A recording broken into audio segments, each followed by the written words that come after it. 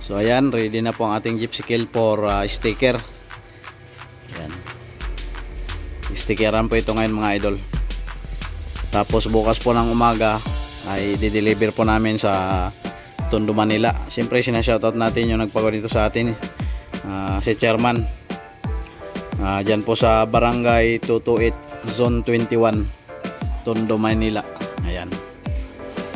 Bali ang unit na ito mga idol ay gagawin po nilang barangay patrol doon po sa kanilang barangay. Dahil nagsawa na sila doon sa tri-wheels, yung BMAC na gawang China. Ayan, mabilis po kasing mabulok mga idol, hindi katulad nito, wala na talaga tong bulukan. Ayan. Pati bubong nito mga idol steel top. So mas pinili ni Chairman na magpagawa dito sa atin dahil nga sa quality at ganda ng ating mga gawa. Ayan. Siyempre nagpapasalamat tayo sa kanyang napakalaking tiwala sa atin. So bali wala pa pong motor ito dahil ang motor po nito ay nandun po sa Tondo. Bali po ginawa lang po namin yan ng crash guard. Yan, bali yung crash guard po niya ay nandun na po sa loob ng truck natin. Pagdating po doon, ikakabit mo natin yung crash guard sa motor niya, saka natin i-attach po dito. So sa ngayon, naka-ready po ito dahil nga po papunta yung ating idol para istickeran yung unit. Ito po pala ang loob ng ating unit kapag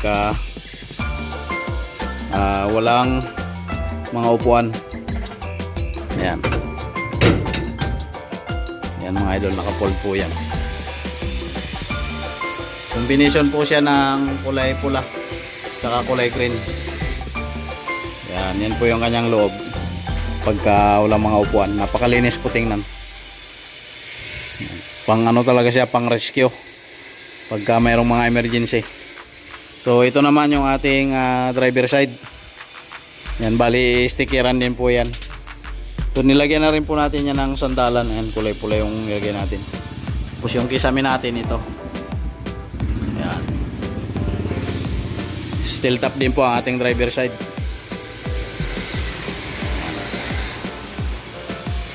So bukas makikita natin ang kanyang transform doon sa Tondo, Manila, doon sa may barangay 228 Zone 21.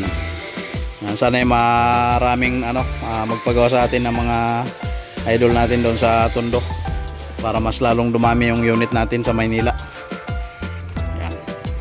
Upgrade na po yung mga bumper niyan mga idol. Ayan. Medyo malalaki na yung ginamit natin na design. Naka-Volkswagen lock na rin siya.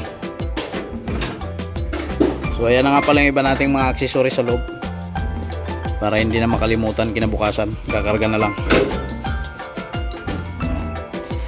So ito yung ating harapan ng unit. Yung visor po niyan ay nandun na din po sa nag-i-sticker sa atin, tsaka yung mga pintuan para pagpunta niya dito may sticker na po yung mga pintuan.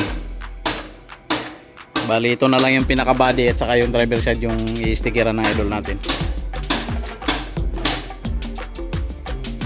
Pagagandang unit, panibagong model na naman sa Tondo, Manila. Actually mga idol ay hindi lang ito ang kauna-unahan doon. Marami na pong nauna doon na nagpagawa nito sa atin ng mga chairman yan sa Maynila. Ayan, napakadami na tayong unit dyan na pinagawa dito sa atin. Mga chairman din po yung nagpagawa sa atin. Ayan. So dito nga po pala natin ikakarga yung ating unit. Ayan. Sa H100 natin mga idol. Okay. So antabayan na lang niyo mga idol bukas ang ating setup. Ayan. God bless you po sa inyo lahat mga idol. Mabuhay po tayong lahat.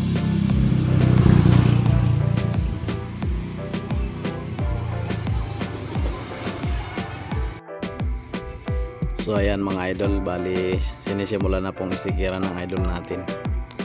Ayan o. So yung harapan na lagyan niya na po yung iba.